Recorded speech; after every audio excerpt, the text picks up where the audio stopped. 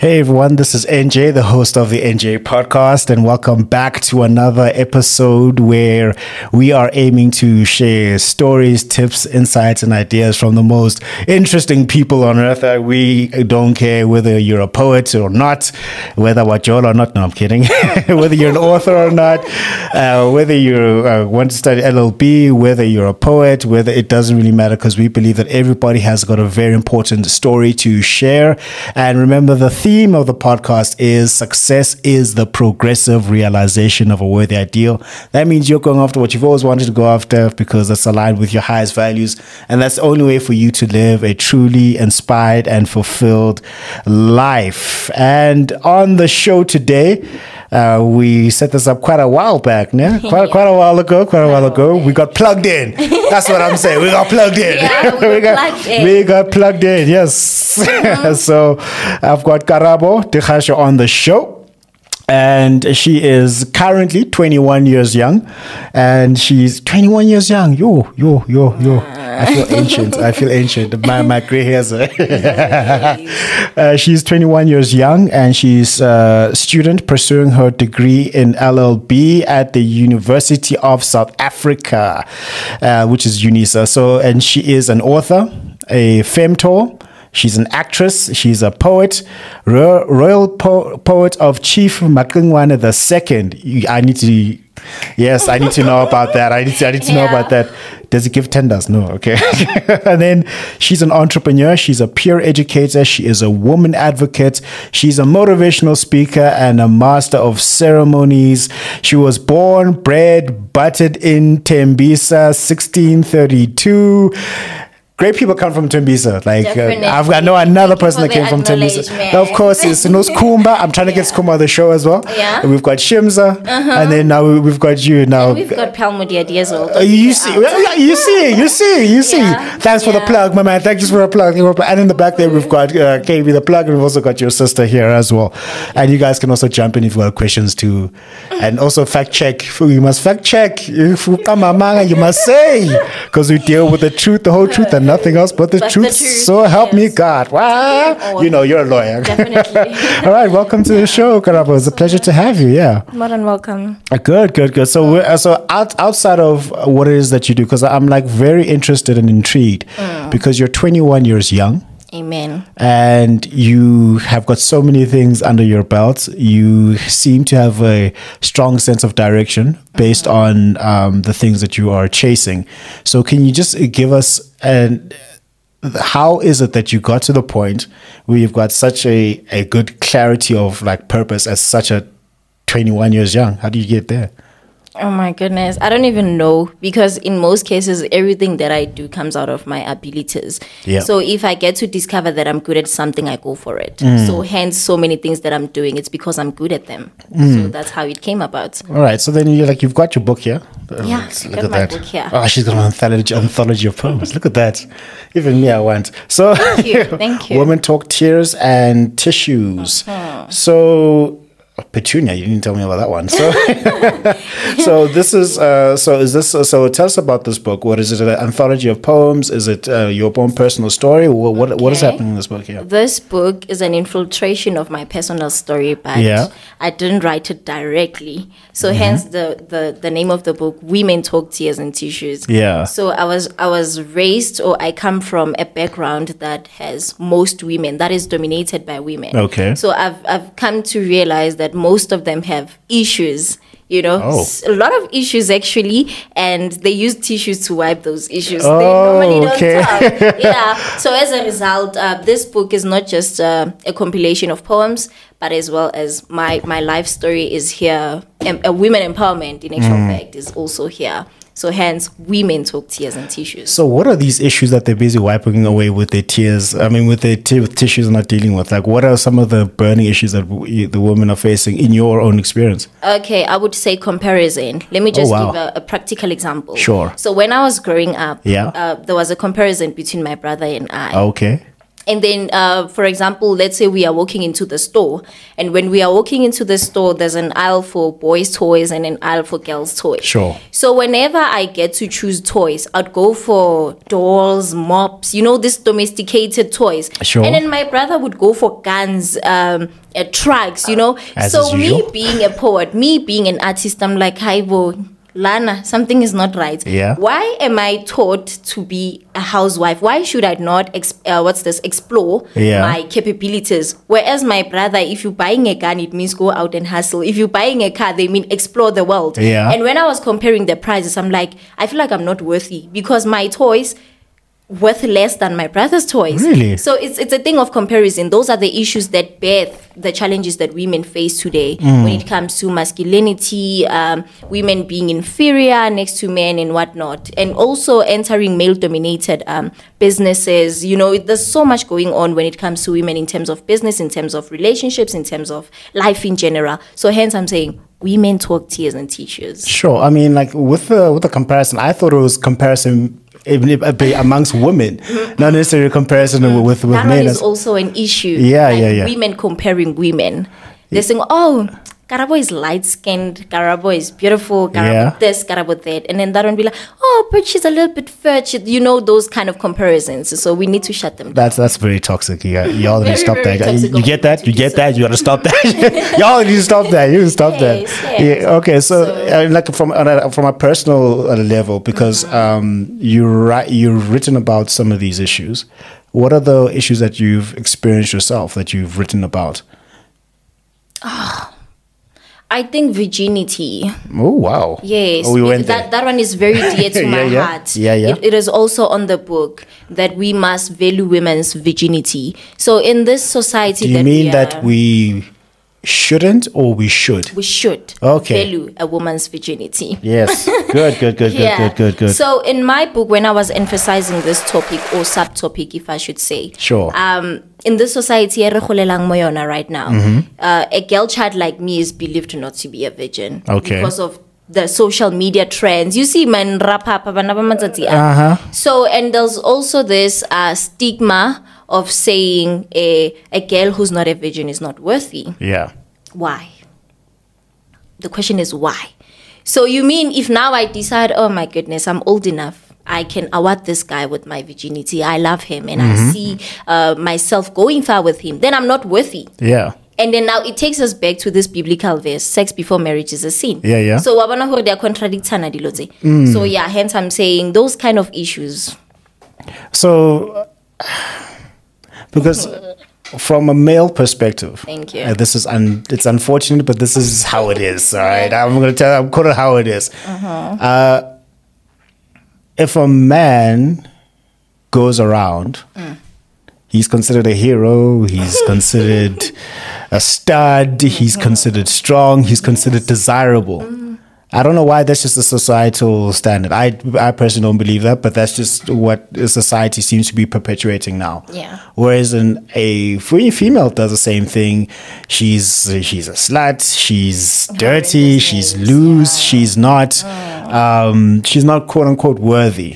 Why do you think that is? I've got my own views. I just want to get why you think that is. My whole views, I think maybe because a woman's body is a temple. Sure. Temple of God. I'm not saying men's body are not a temple of God, but when it comes to women... what are we? When it comes to women, I mean, we breed life. Yeah. So if you don't take care of your body... Sure. I mean, hence, how worthy are you to bring a human being? Yeah. So I think those kind of topics they relate to as to when women go around sleeping around, then they are shamed with sad and painful names. Yeah. So I think a woman's body is a temple of God, man. It needs to be respected regardless. Yeah.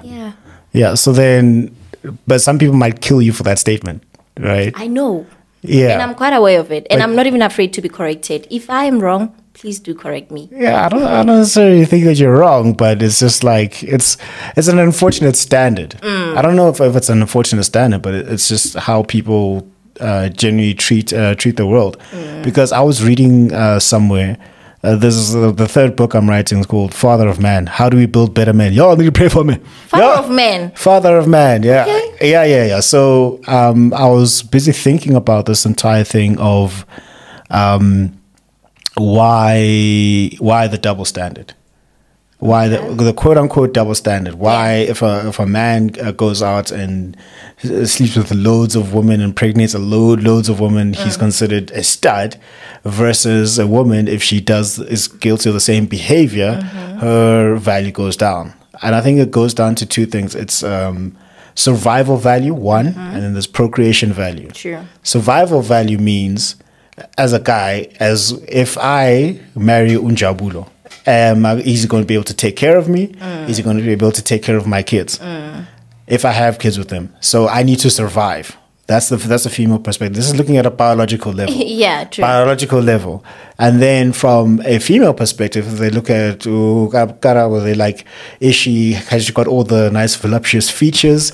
Is she quote unquote pious? Because if she is kept and pure, then if I have kids, I'm sure that that's my kid. I'm 100% sure that that's my kid. So that's why men normally look for procreation value. Are you able to procreate with me? So then I think at a biological level, that offers an explanation. Yeah. And then it goes to societal level, and they go and like exponentially take it. It gets broad. Yeah, it gets broader and it gets further than that.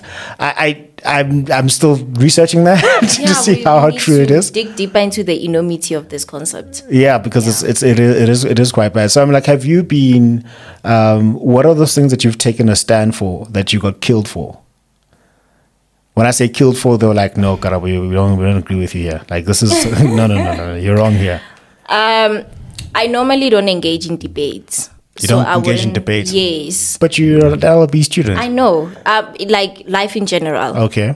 Because bear in mind, and so if I listen to your level of understanding and your level of logic, sure, and this one I can't hold a proper conversation with, and I keep quiet.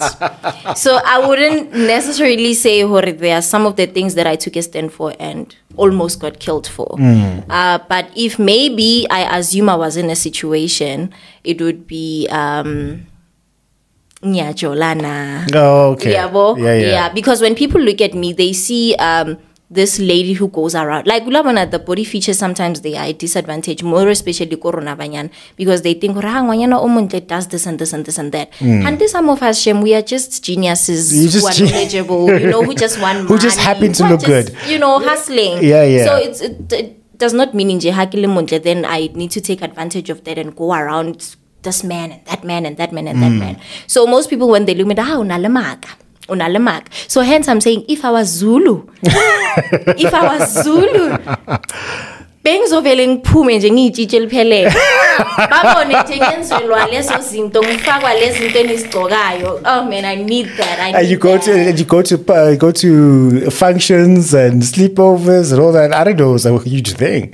I didn't know it was a huge thing. Like Amachichi for Amazulu, that's what they do. It's a big thing for us. Yeah. Actually, let me not say for Amazulu Pela, but the ladies who have kept their virginity, it's a big thing for us to say, you know what, it's not a matter we are boasting, but we've kept ourselves for the ones that we think they deserve us.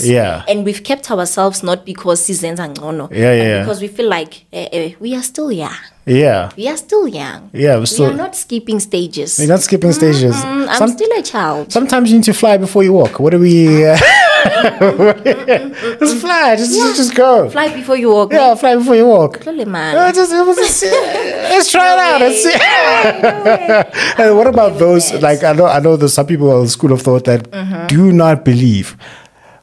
They don't believe. They don't believe that some women after a certain age are virgins. Why is that? I think also your attitude and how you appear. Growing up, my grandmother used to say, and I'm like, I don't know, so okay.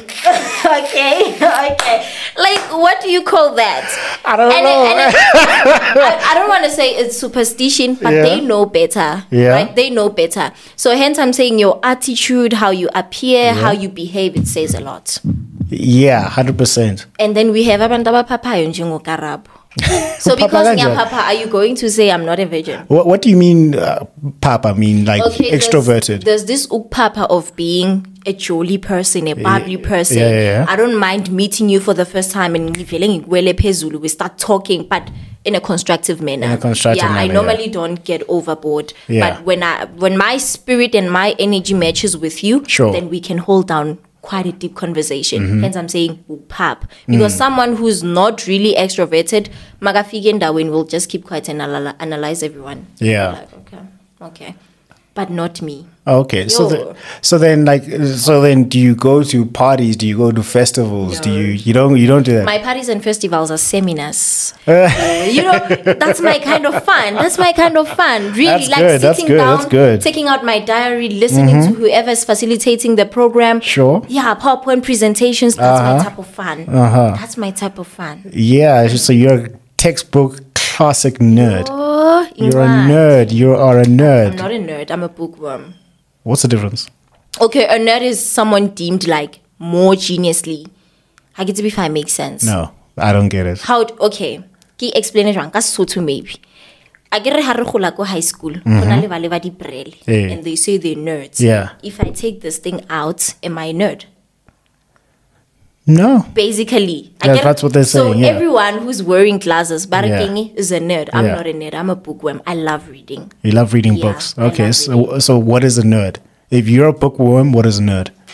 If you are a nerd, you are a person who's wearing glasses. According to me and according to how we were raised. I don't know if it makes sense. What is a nerd, according to you? According to me, I don't know. I'll take a stab at it. A nerd, I believe, is someone who is a really, really deep thinker. Okay. And likes to research the things that they're very interested in. Yeah. Yeah, like deep research. Like if you ask them about... There's different types of nerds. Okay, therefore different types of subject matter. There are like thousands, if not millions, of different subject matters that you can be a nerd in. For example, I like football. I'm a football nerd. Yeah. Right, and then you would be a book nerd, or your sister would be a bag nerd. Is that a Louis? Yeah. Is that a Louis? I mean, you saved us, rich aunt. So I'm just. Yeah, it could be. Yeah, it could be. Yeah, so like a nerd to me means that you have a really deep interest in some things, and then you can't stop just studying about that one thing. And in most cases, they are introverts. No, not all the time. Most cases, in my experience, they are. But yeah, so like you could be a nerd on poetry. You could be a nerd on law.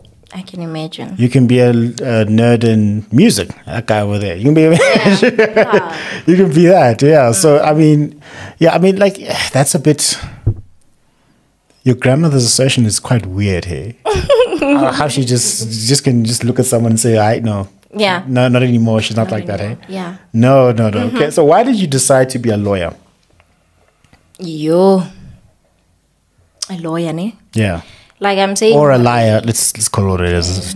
She wants to be a liar. Everyone who's doing LLB, you're liars. You're liars. I'm joking. Not really a lawyer, because for the mere fact that I'm studying LLB does not mean maybe particularly I want to be an advocate, a lawyer, or an attorney.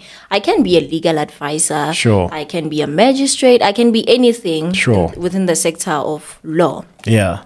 So my interest with law, I was in grade 9. Yeah. And Koskolong, they would bring like different people, like the lawyer, the doctor, just to motivate us. So my class teacher would often come and so that's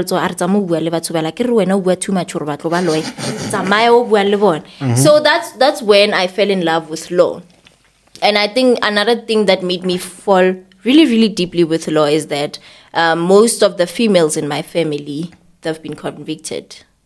Convicted? Yes, convicted. And this is not the biblical either they conviction. come from jail. They come from jail. They are in jail as we speak. What? Yes. So you hard. You hard. What? That family.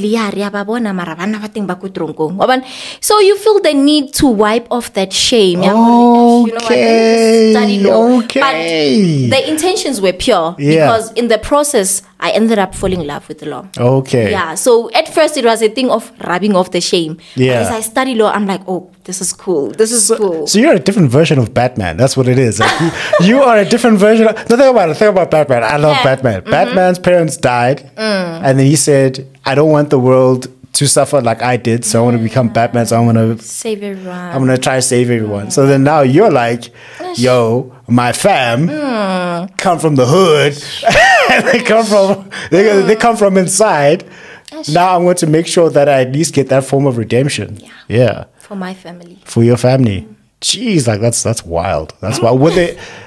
Were they wrongful convictions or were they justified convictions? Because I mean, a lot of people are in jail for things they didn't do. Most certainly, this one's the things they did. Okay.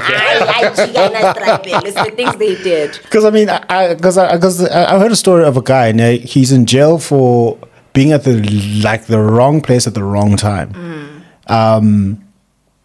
I don't know what the full story was, but he gets there, he's out with his friends. That's why you pick the company you keep, stay in those seminars. And then I think he went out, and then some illegal activity was happening. All the police came in, and the next thing, he's in jail. Just like that. Jeez. It's so sad. That's wild. But then, you know what? I'm being a bit biased here. I never thought that women can go to jail. Yeah. Because now if you think about it, think about the movies. Think about like SABC News and ENCA and CNN. When have you ever heard of like a woman wholesale being convicted and being interviewed? Like, you hardly see it. Yeah, you hardly. The only woman who's all over the world is Rosemary. Yeah, well, I mean, yeah. And but other than that, it's very rare. It's very rare. Very rare. Okay, so like what like you know the stats now. You're the lawyer here. You're the criminal lawyer here. Right. Okay. I would like to know, what is it that women go to jail for the most? Because I know males it's like theft, it's armed robbery, it's kidnapping, it's murder. You know, those are the common things from an SA perspective. Yeah, but then what do women go to jail for? Do they go to jail for the same things? I think, murder as well. Murder? Women are capable. Women are chameleons. They are just... Yeah. So I think murder, because I can't say ukshayumuntu. I mean, ukshayumuntu, you get a bail, right? Nina, so I'm afraid of y'all. For a woman to be like really, really convicted, it should be something tangible. Yeah. Murder. Yo. For what? What do you murder people for? But what do you murder people for? It depends, with situations. Like, women go through a lot, twice as men. So there are certain circumstances that push us beyond the limit, and you end up doing something you never thought you would do because of rage. So yeah, we are capable. So is it a case of, all right, you're in love with this guy. Mm-hmm. He ends up breaking your heart, getting somebody else pregnant. I'm just saying. Yay! We will see. And then, but I don't think. Okay, maybe the matter should be like really, really deep. Yeah. In order for a woman to literally act and be like, I'm doing this. But fella ends I'm saying women are strong. Like, if I'm dating a man and I get a slayla, I move on. You move on. Yeah. Well, hopefully. Okay, we move on. I'm saying we move on. Yeah. But there are those who are toxic. They won't just move on. What are they going to do? They will want to avenge themselves. They're going to kill you. Hence, I'm saying undenzi's bang. So I'm going to kill you. Yeah. What are some of the most vindictive things women do? In your experience, no, this is for my people. This is for my people. When you are saying in your experience, you're making me seem out as if I'm a perpetrator now. Not you as a perpetrator. When I say experience, not necessarily what you have done, but what you've been exposed to, and what you've heard and what you've seen. That's what I mean by experience. I would have phrased the question differently. I'm like, what have you done to be vindictive? That's what I would have said. But like, what have you heard? What have you seen? Like some of the most vindictive things that women are capable of? Because we have to look at a balanced view here. First of all, you just raised the fact that women go to prison. I forgot about that. They do. I forgot about that. Which means women are capable of evil. Very much. Very much so. Okay, yeah. So in your experience, what are some of the most evil things that women have been capable of? Yeah. Okay, also aborting kids. Sometimes I'm in a relationship with an abuser, or I'm in a relationship with someone and they pass on, and I'm like, you know what, I'm not even working. Why keep this baby? So sometimes we do things not because we are being intentional about them, or maybe because we are being evil, but we're also looking at like the future. How do I then bring one amolfasing and I can take care of them? So let me rather abort. So that's basically murder. Are you murderers? Yeah, hence I said murder. Murder is an umbrella of everything that we're doing as women. Murder is an umbrella of everything that you're doing as women. Because I can imagine the outcome. Yeah. If it's not murder, what else can it be? Because I feel like as women, we don't like leaving things hanging. Yeah, because you'll come back to bite us, miss. So let us. Permanently. Jeez, like that's really tough. That's really tough. Like, are you sure you're not Zulu? Because I ask why. Ushaka Zulu, you've heard of them. You've heard of him. Yeah. You've heard of him, right? There was a quote. I think it was in the old show, not the new Shaka Ilema, the old show. Yeah. Where he quoted. He said, "Never leave an enemy behind, because it will rise again to fly at your throat." And this time around, more stronger. Stronger, Strategies. With new strategies so you to see take why out. You need to Jeez, like plan all the way to the end and like finish the enemy off.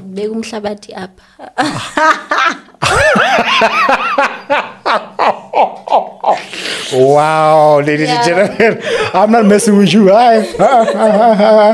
Don't mess with her.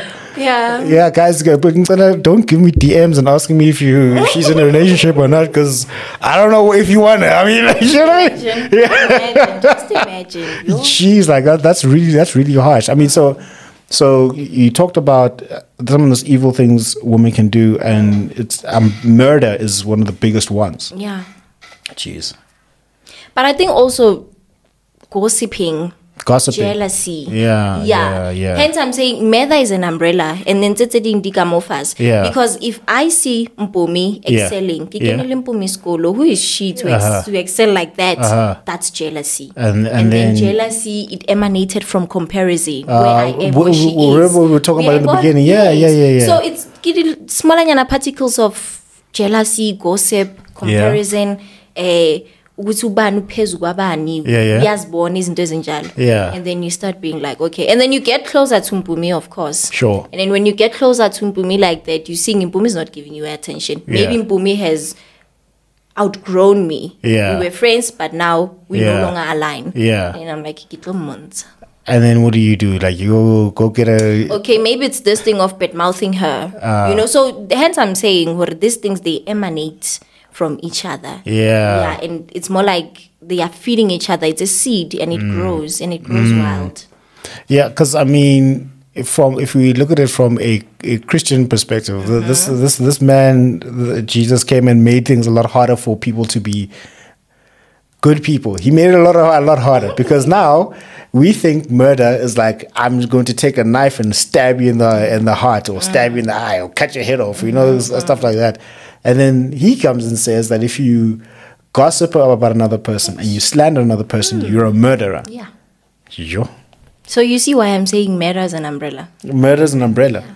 I'm like, why could you guys just be more like guys? If we don't like each other, so shy and then we carry on with our lives. Like, y'all need to gossip and... As shy and we go around hotspotting other people. You hotspotting? What do you mean? Yeah. What do you mean? What is this hotspotting? I feel old now. What is hotspot? I switch on my Wi-Fi. Umi connects. And then everyone connects with the hatred that I have for someone, and especially if people who are on my side. So is that what you mean hotspotting is? It's like, okay, so I'm going to be the antenna. Yeah. I don't like Mpumi, so Plug is gonna hate her, and he doesn't even know her. He's never met her. The fact that Plug knows me, and someone does not treat me right, Plug is in my favor automatically. So it's wrong. It is very wrong, because you haven't had the other side of the story. So why do that? I think people don't want to think, I think people are very quick to make judgments and just take a side that they have not researched or even read about at all. Exactly. Joe? Chat, you guys hotspotting. I learned something new today. Imagine. I learned something new. Hotspotting. Oh, okay. So then, like, okay, you're an older sister, right? I'm the elder sister. You are the elder sister. Yes. So how many siblings do you have? I have 2. You have 2 siblings. Do you have a brother or they're both sisters? My brother passed on. Okay. He was the firstborn. God bless you. Amen. All right. So then you've got one. Oh, you've got one. Little sister. Your little sister with the new bag. Okay. Yeah. Oh, little Chanel shoes as well. It's, oh, wow. And the Gucci bag. She rich. She rich. Very, very rich. Hey, look, listen, I need 4 more microphones because I want to, you know what I mean? So just, I'll send you a proposal like, get your people to call my people. Amen. Get your people to call my people. So is it hard because you are traversing this life as a strong, black, intelligent female who is misunderstood? Exactly. So then how difficult is it for you to be a role model for your younger sister? Expectations. Yeah. Is it easy or is it difficult? It is difficult because you oftentimes have to keep up with their expectations. What expectations do they have?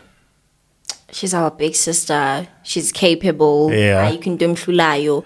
So maybe if she asks something and I say I can't provide, Yeah. then okay, she's a big sister, but she can't do it. So Those are her expectations. I don't blame her because I also have expectations towards my elders. okay. Like, why What are expectation do you you have an now? elder but you can't provide for me? Why are you an elder but when I'm in trouble you can't come to my rescue? Have you seen the price of bread? Have you seen the price of bread? I have, but I think it's this thing vele e ranang automatically. Yeah. Yeah, it is natural. We are not fabricating it, we are not building it. It's just how it is. You are an elder. So much is expected from you. Yeah. And more especially when you come from a disadvantaged family and then when you are uyazama. So literally everyone is looking at you. Everyone's looking at you. You're like, okay, girl is a seminar girl. All right. Okay, she's gigging. So do people think just because you go to one seminar now all of a sudden you have money? Has that happened? I mean, that's the mindset. That's the mindset. Exactly. Yeah. They see you go to SMM Mr. President there and like, okay, she's rich. Wait, what? So It doesn't work that way. It doesn't work that way, but to them it does. No, it doesn't. People have their own expectations. Oh, shame. Oh, shame. So what is the hardest expectation other than you having to, quote unquote, provide? Because I know that's a big expectation if you're an elder. Like you would have an identity crisis. This is just what my thought is. Okay. You, Karabo, the poet, and the motivational speaker who's going to travel the world telling people about her keynote presentation. Don't be a hotspot. I'm telling you, you should do it. You should do it. You should do it. Don't be a hotspot. Yeah, don't be a hotspot. So you would have an identity crisis if for some day, for example, let's say your younger sister boom wakes up with Elon Musk's money. Do you have an identity crisis or are you happy and you don't care? Given the fact that for 21 years of your life, I don't know what the age difference is. I think 3 years. 3 years. Yeah. Oh, so basically, She's my peer. 18 years. So I had to do the math had to math there. Yeah. So 18 years. So for 18 years, you've been someone who's older than her. You've always had to be ahead. You've always had to, quote unquote, have more experience, have more. These are just expectations that I think you've always had to be ahead, more money, more degrees, or more of everything. Yeah. Now, she invented a version of SpaceX, and now she has Elon Musk's money. Yeah. How do you feel? Okay, I'll be more than happy. You'll be more than happy because her success is my success. Really? Is that how it works? Yeah, for me. For you. But for me, I'd be more than happy. It's more like when you are mentoring someone and they outshine you. Sure. I think that's a different thing though, because now that's less personal. It's not even personal.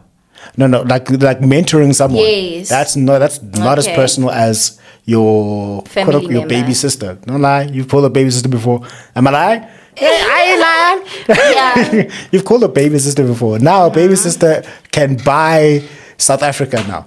Yo. It's not a lot, but like with where we are, it's not a lot. She can buy South Africa now. Now you're like, how? Okay, if she changes towards me. Okay. Yeah. Oh, does that mean you'd have a problem? Yeah, but if she doesn't, then I'm good. Okay, so what's the first thing in that case? She wakes up with Elon Musk money. What's the first thing you're asking her for? What do I ask her, Bill? What do you ask her? I don't know. Is it? I can't think of anything. I know exactly what I asked for. I need 4 new microphones and I need an HD quality camera. Yeah. I need a camera crew. You know, we're trying to Joe Rogan this, all right? Come on now. Yeah. I need everything. But I don't think I'd ask anything. Sure. Like, maybe should a need arise? Yeah. Yeah. Hence I'm saying her success is my success.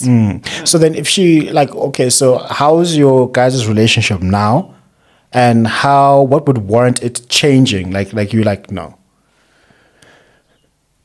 Like if she wakes up with all that money, what would the change be where you're like, okay, now I've got a problem with who you are now?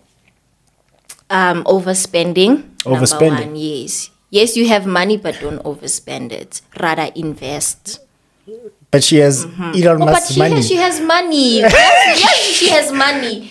Do you know how difficult it is to spend $200 billion? Like, you know what I mean? Like, but hence I'm saying, Guti, should she change? Because you can't predict a person, right?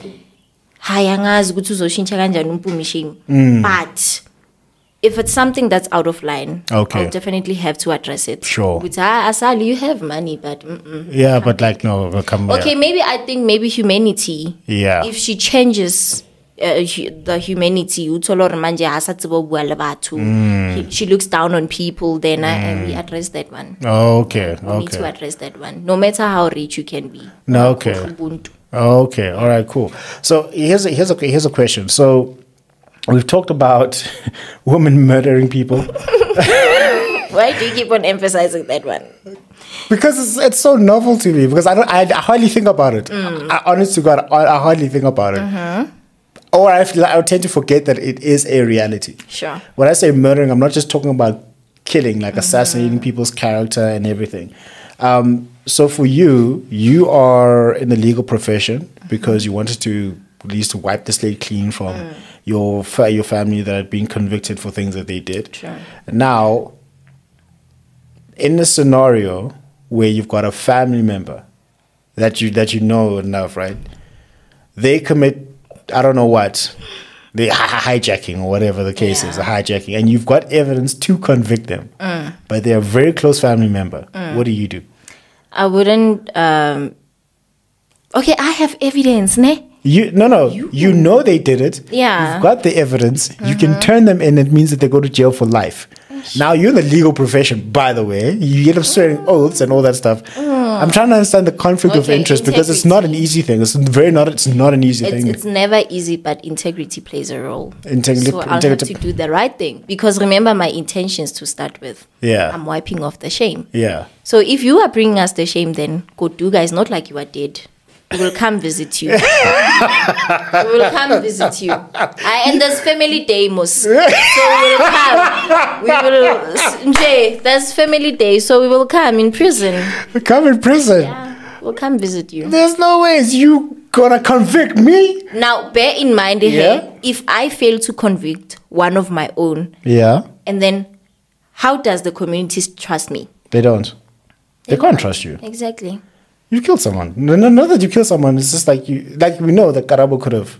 Hey. But then she didn't. So hence I'm saying integrity plays a role. Just need to be honest. Send the man to jail. Send the woman to jail. Every Saturday and Sunday, open the visit Sun City, Bavian Spot in Pretoria. We do that. We come and visit. Do you honestly think I'd want to see you if you turned me in? What would I? Do you think I want to see you if you turn me in? You have no choice. Really, because it's bad in here. It's very, very bad in prison. So maybe if I don't come personally, but bazo zabanye. And I will give them money. Nimtengele loko. You wouldn't know. Yeah. Jeez, so you basically, if this is the block, you're the snitch. You're snitching. That's what you're doing. I'm not snitching. Why are you? You would snitch. I'm not not the snitch. But yeah, I'll do the right thing. No, people snitch on themselves by doing the wrong things. That's what it is. Yeah. No, that's a bit crazy, man. That's a crazy. So, in terms of your poetry that you've written, what is your favorite piece, and would you be able to recite it, or? I would be able to recite it because cool. I know all of my poems. Amazing. All right. Yeah, good. but I won't recite it as of yet. If you would ask me to recite it on the spot now. Okay, because they are not yet released. They're not yet released. Yeah. Ooh, when we turn off the cameras, I'm gonna get an exclusive to her poetry. Why? Because I'm dope. My life is dope, and I do dope shit. That's it. Yeah. Yeah. So then, like, in terms of your poetry, what is the subject matter that you like to tackle, and just like returning to our roots? That's basically the theme for my poetry EP. Yeah. So the name of the EP is Umkhulu Makgadebe. So it's a combination of both genders, Umkhulu Makgadebe. Yes. I think my favorite poem there is Ituna Elikhulumayo.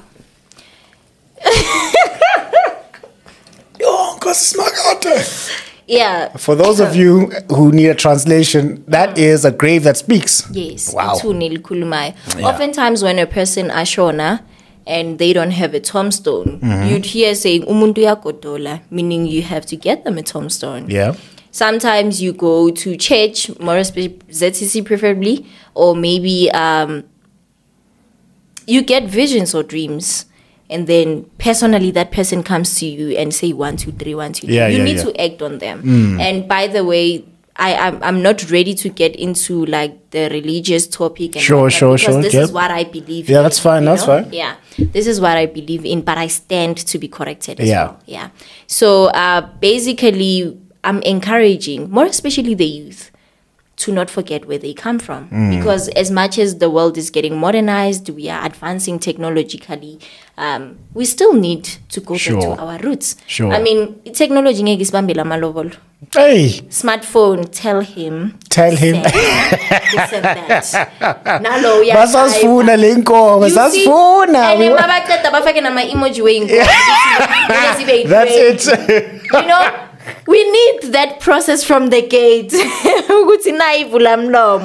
You need to praise Lomdeni from the gate. Yeah, I've facilitated so many negotiations. I should run my own seminars by now, bro. Yo, y'all, women, stop charging too much. Stop charging too much. Jesus, stop killing us. It will depend. Okay. Just to make it easy for us, just say we want 1 cow and a drink. Why do you want 100,000 cows? But to be honest with me, I always tell my family to be considerate. Sure. Because if you are ripping the guy off, I still need to start a life with him. We need to build a house. We need to buy this. We need to have kids. How will we then take care of our kids if Yeah, exactly. I'm like, I'm selling me, by the way. Yeah. You are not selling You're me. being some parents they're selling. They're selling. I'm like, I have 5 daughters. This is my pension. Yes. That's what they do. Exactly. You laugh, but it's true. It's what they do. Yeah. It is. So yeah, basically I'm trying to encourage the youth to remember where they come from. Sure. Omunye mongathi kuye tirete athi nokuthi ithakazelo zakhe ziqala kuphi zishona kuphi zisho zithini. So those things are essential as we grow old. But here's the thing. I don't think it's the youth's fault that happens. You don't think? I don't think it's the youth's fault that they don't know that. It's not the youth's fault. Because as a child, who must teach me the way to go? Your parents. Okay. And who must teach them the way to go? But I think our parents do. Bayayiphila lento. Despite lezinto that we're coming across today. Yeah. But our parents, umthetho basawuphethe. It's just the hence I'm saying ama-2K are reckless. How will you know these things if maybe, let's say, ekhaya they're holding a ceremony to say, just a light ceremony. It has got nothing to do with funeral. Or mhlambe bathi they are appeasing their ancestors. Sure. And then when you're like, lady, this event I need to attend. So you're not paying attention because you're focusing on the phone. You know, we are ignorant. Mina, I believe our parents, umthetho basawuphethe namanje. I still hold parents responsible. Why are you ignorant? Why? Like, it's not like, you know what I mean? Okay. You are trying to contradict my statement. I'm not trying to contradict. I'm just having it balanced. I'm having it balanced. Like, if you are reckless, You don't wake up reckless. Amen. No woman, no person wakes up reckless. Okay, let me say we are ignorant. Let's rub off the name. Or it's a case because parents, like, I think it's a mixture of both. But I don't know all cases. Parents can show you exactly this is what you do. You wake up at this time. This is how much you pay. This is where you go. This is where you do things. And after a certain age, Ninama 2000, decide to forget. Then you decide to forget. And there are some Ama 2000s who are like, okay, this is how I grew up, and this is how I'm going to keep it. So I think after a certain period, I think after 18, if you don't want to follow your parents' instruction, then that's your fault, and that's you. Yeah. That's just what I think. Yeah. But what I'm an old man. I was born in 91. You know. Okay. I'm an old man. Old man. Yeah. Yeah. But you are right. It's a thing of balance. Yeah. Yeah, it's a thing of balance. But my wish for the youth is not to forget where they come from. Yeah, and this is like, because technically I'm still considered a youth, by the way. For the next 3 years, I'm still considered a youth. By South African standards. Like, South Africans need to stop this. Do you know what the United Nations considers the end of you being a youth? Guess. 25. 25. If you're at this side of 25, you're not a youth anymore. Tina, we want to be another youth for another 10 years. After the initial deadline of in the meantime, for another 10 years. Yeah. Then in America, if maybe they are saying your youth ends at 25, life begins at 40, what then happens in the middle, in between those ages? You live dead. That's why. You live dead. Because in between those years, you're racking up debts. You are making mistakes. You're getting divorced. This is not me. This is like generally speaking. You get divorced. You go to jail because Karabo ratted you out, and then one guy. I think I was 25 at that time. He was like 42. I was like, "Yo, you old?" Now I'm like, "No, he wasn't that old. 42 is here for me. It's like it's like around the corner." You are knocking. I'm knocking on the door. I can't wait. I can't wait for my life to start again. At How 40. does your life even start at 40? Because already you are living. Well, look, they say life begins at 40. Why? Because now you've made enough mistakes. Yeah. And you don't have any reckless debts anymore. You've learned. You've learned. You've paid off your car. You've paid off your house, hopefully. And now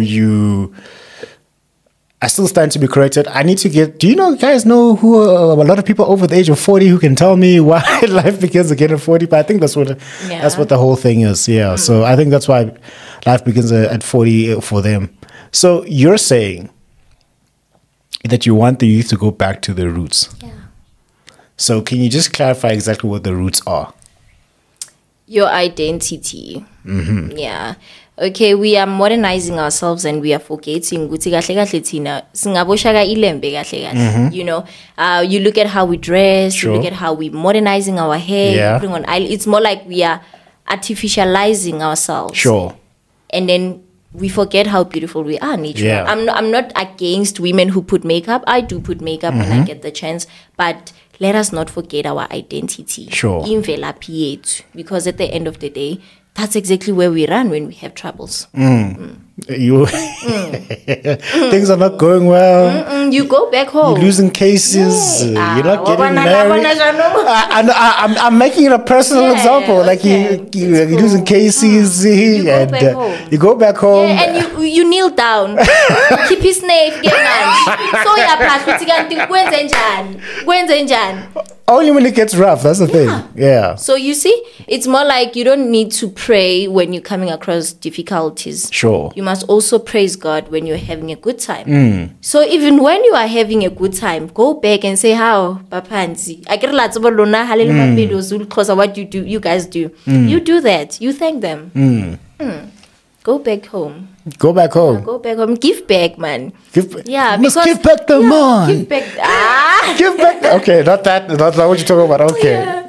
Give back. All right. So so you're an elder. You're a seminar person.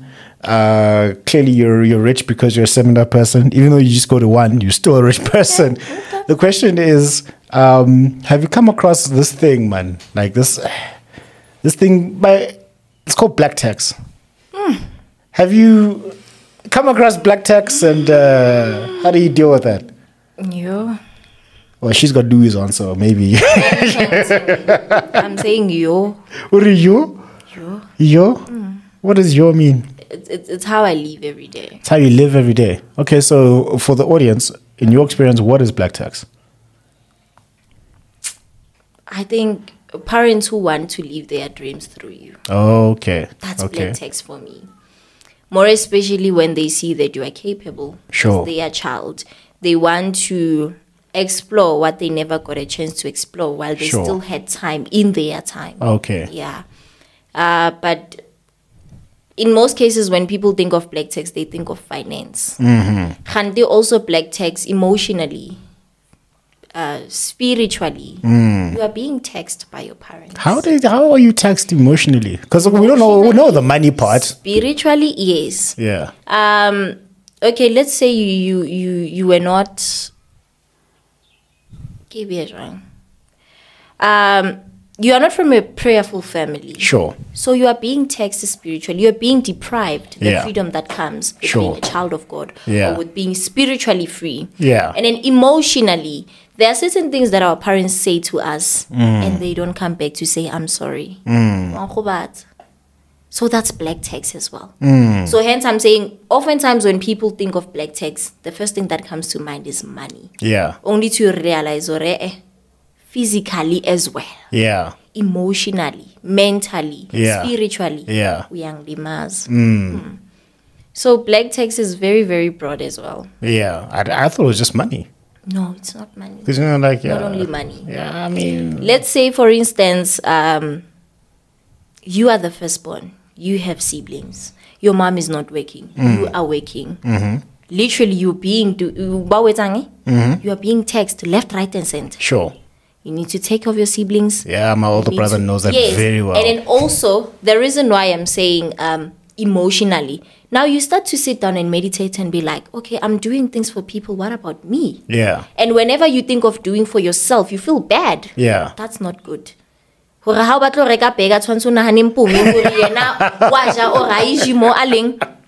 And it's so sad. Let us not laugh about it. This is personal. Like when you go to with Wacky Wednesday, now you think you should have extra cheese or not? See? Come on now. Exactly. But with Wacky Wednesday, it's better because Hota Pegate too.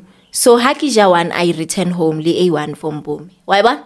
But the question is, do I put cheese on Those are the things that you think, I'm wasting money. This money, I should be using it for 1, 2, 3, 1, 2, 3. Sure. We should all get Patricia on the show.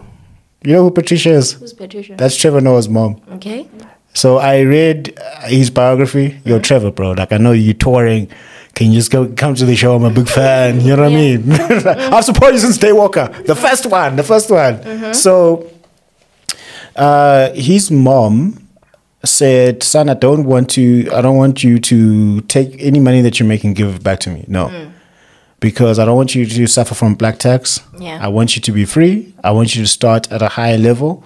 And I don't want you to feel, you can give if you want to give, but I don't want you to feel obligated to do so. That's a different story. Ooh. You can give back. Patricia, where are you? Patricia, where are you, man? She doesn't care. She got herself a white man. I think also it contributes with her background. Yeah. It's a thing of saying, I'm stopping this generational curse. I don't want what I went through for my kids to carry on. Yes. Yeah. So hence I'm saying there must be a story to Patricia. Yeah. And then she was like, you know what, with my kids, sure, I don't want this to happen. No, not at all. No, that's very good. So we're getting to the time now where you have the platform, you've got the microphone, you can ask me questions. Yo, pray for me. Pray for me.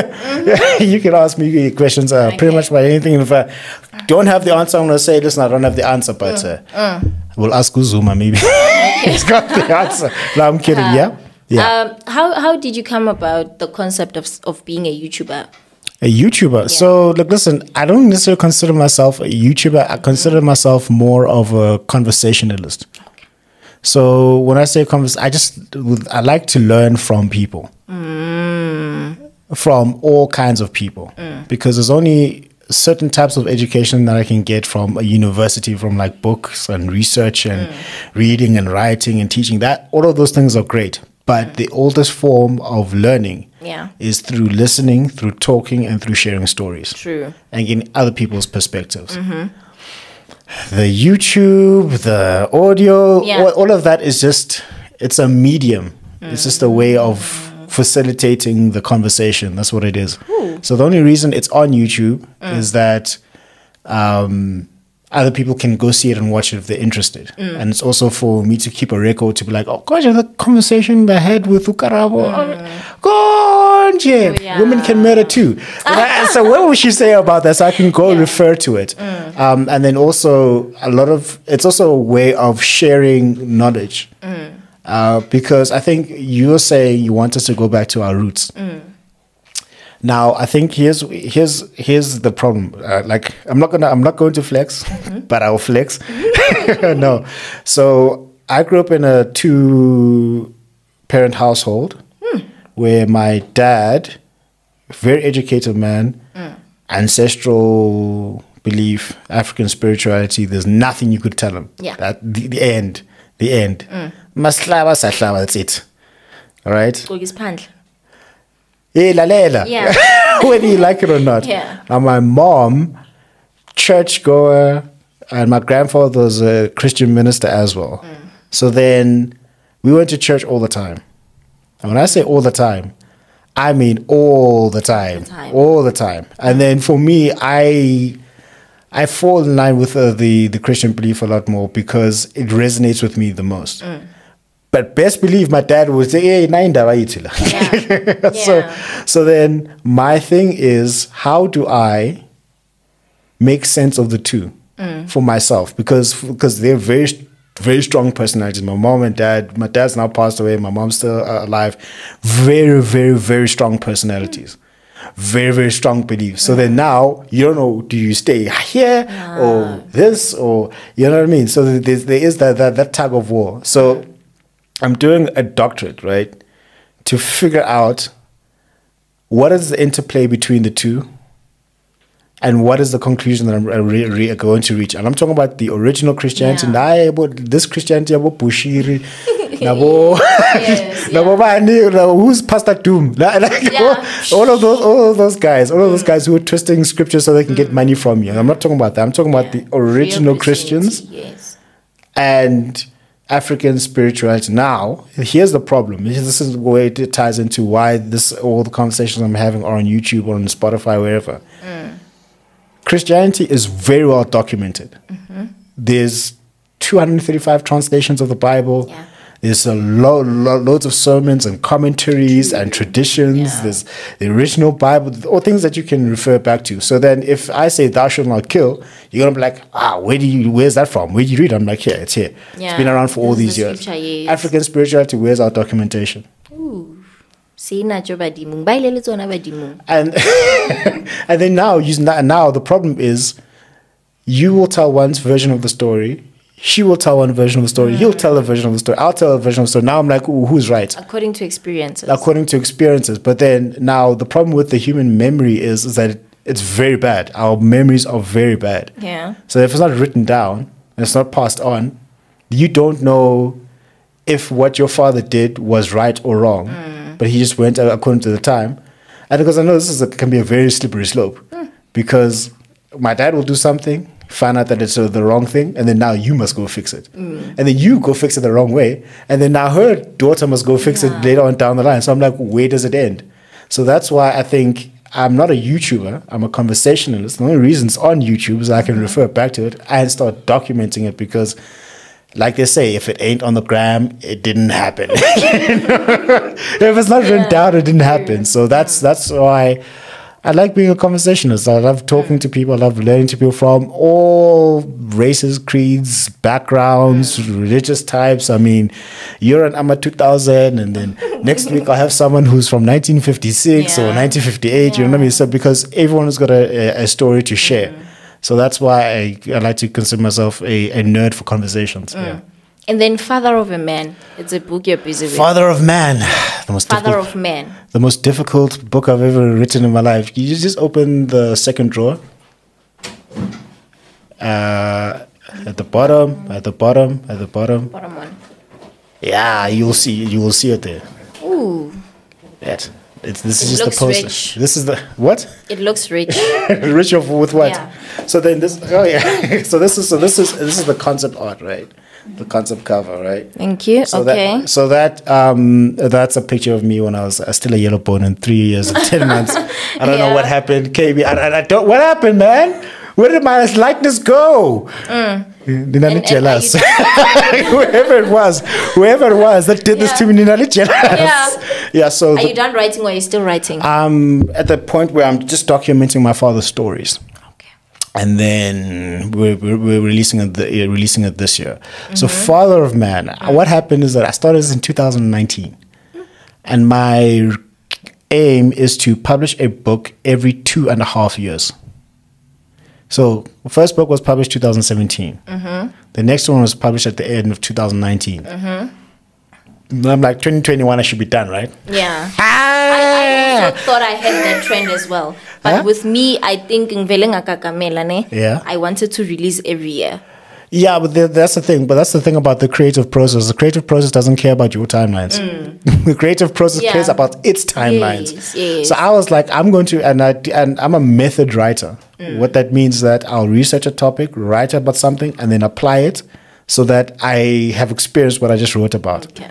Now I started writing this book, and life just started testing me on everything. Like COVID hit, my father passed away, then drama, this, lost work, started like a whole lot of things. Just then I realized I'm like, actually life was testing me on this subject matter, so that I'm not a liar. So when I give a speech or talk about it, I'm not lying. I'm like, very. Yeah, like, I mean, one of the things, so the aim there is to, how do we build better men? Not perfect men, not good men. I said better men, because you women are saying men are trash. Hey, am I next? Hey, me too. But like, okay, yeah, so we're trash, so what now? So what now? And the paradox I've found is that a woman will have a boy child and say, I love you, my boy, I want you to be the best. And she's like, men ain't, you know what I mean? Like men are trash and what, but then what do you think this boy's going to grow up to become? Yes. So now it's a self-fulfilling prophecy. That boy is going to become trash because you said all men are trash. Yes. So I'm like, so what do we do about it? So I'm like, how do we build better men? So I started unpacking childhood experiences, started to think about what it means to be a man, what are some of the lies that we need to deal with, and how do we raise kids for the future. So that's what Father of Man is. And there's a lot of things I say there that are really going to rub people up the wrong way. Because some people are not going to be happy, but I'm like, I believe it's the truth. Well, it's my truth, so I'm going to put out there. But the main aim there is to empower men to be better. And who benefits the most from better men? Women. You guys benefit the most. Yeah, the most. Yeah, because if you ever find a guy that's constantly protecting you, constantly providing for you, wanting you to become better, like, come on, what's better than that? Aish. Now you don't have to compare with the guy. He's like, don't worry, babe. I got this. I got this. So, you know what I mean? That's what you mean. You're the man who got you. You know what I mean? Exactly. So that's what this book is about. It's been 4 years. I've been writing 4 years. Still writing. I need to finish now, because what would happen is that I'll be writing and then life happens to test me. I write more, life happens to test me. Like, here's a funny story. Let me tell you a story. You ready for the story? You ready for the story? Yeah, okay, what happened?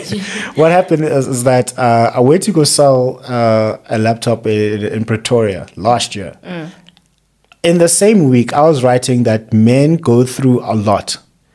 We get shot more, we get killed more, we go to prison more, we are misplaced out of jobs more, we work more dangerous jobs, we're more likely to die at wars, we're more likely to be held at gunpoint. I wrote that same week, and in that same week, I'm being hijacked. I'm being kidnapped in my own car at gunpoint. I thought I was going to see Jesus that day. I thought I was going to see Jesus that day. But then the guys let me go with the car. But then they took everything, money, all of that stuff.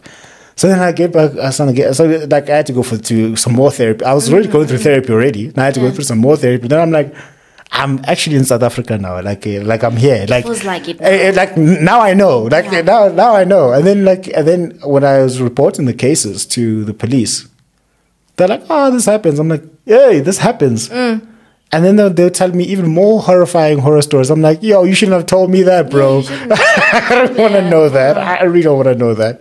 And then also the fact that the police were not going to do anything about it. They themselves told me that there's permanently nothing we're going to do about it. So I write the case. But when I was writing down the case, right, I was like, okay, yeah, so this is what happened. I got held at gunpoint. I got held up in my own car. They drove me around, whatnot. And then the lady taking the case, she was like, wait, sorry. Hey, Patricia, what's that? Brings her, I can't remember the lady's name, but for all sakes, let's call her Patricia. I'm like, Patricia, what's that?